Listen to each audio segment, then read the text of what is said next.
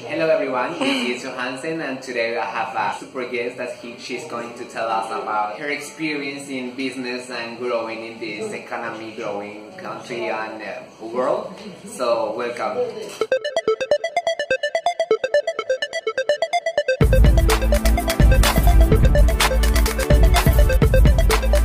first, introduce yourself to all of them. Okay, so hi everyone, my name is Carla Fabbro and I'm what you call a community builder. I work primarily with the Nordics, meaning Norway, Denmark, Sweden, and what I do is that I work with innovation and helping startups talk to corporates and companies that want to learn about innovation and develop their strategies around that. Right now we are filming this in Kosovo, in Pristina, the capital of Kosovo. How long have you been here? 3 days. 3 days. Yes. And why you came here? So I came as part of the European Youth Award, and I'm a jury for the European Youth Award. So we basically go through a lot of different projects coming from Europe, from young entrepreneurs, and we discuss among each other with the jury who deserves a prize in which categories. There's different categories. For example, sustainable economies or social entrepreneurship and everything around the environment. And so, yeah, we discussed and we're like, okay, we like this project, so this should get an award, for instance. How we can be part of it? I mean, someone who has an idea out there and think, I would like to do this, but I don't know how to. Yeah. How can connect with you on all of these projects? Yeah. So I think that you should go on the website for the European Youth Award, if you just Google that, and then you can just see how you can apply for that. It's every year, and if you apply, then you go through the jury round, and there's different steps.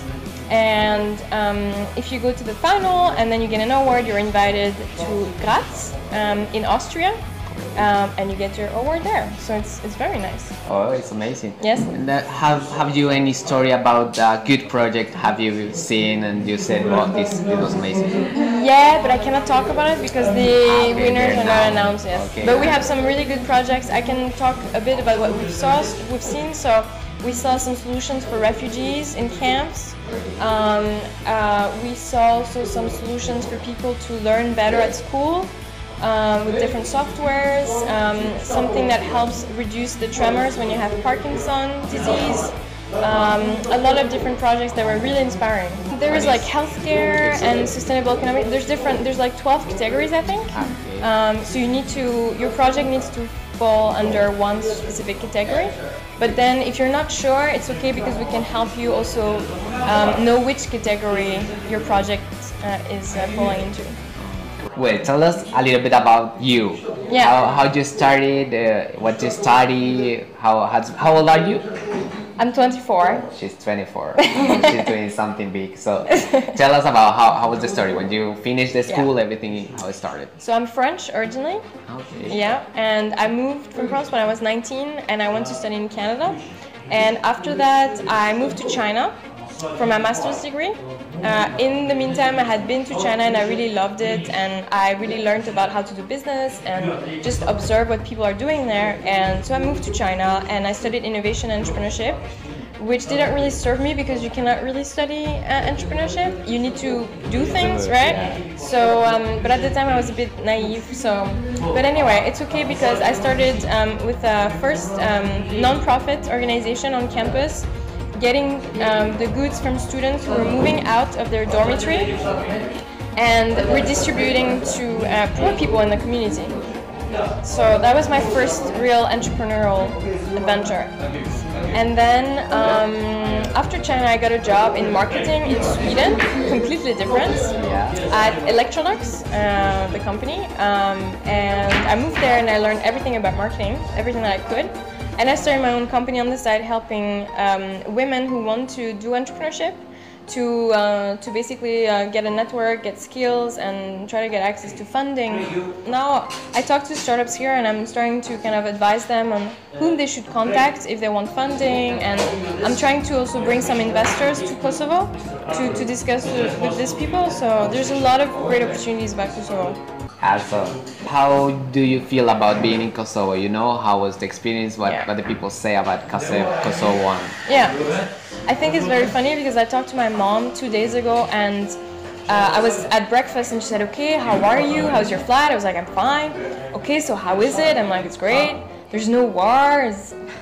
There's no war. Yeah, she was surprised. You know, there's a lot of people who still think that there's bombing or there's some war going on, and I'm like, no, there's no war.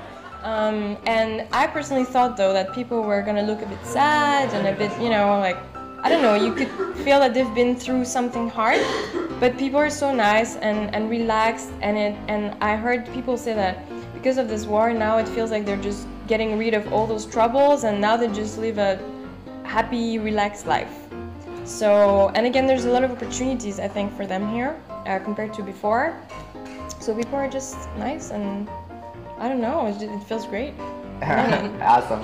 Yeah, I asked because also we have the same situation in our families. Back there, I'm from Colombia, and they thought this area was in war and it was dangerous, so we shouldn't came. What's your next step? What do you want to do? What do you plan to do? With Kosovo? Yeah, whatever. Okay, so I'm going to talk about this because I think this is very interesting. I've been talking to people here in the Innovation Center with the director of the Innovation Center, Uranik, who's very nice, and he welcomed us and the jury, but also other people who want to discuss what we can do to help Kosovo.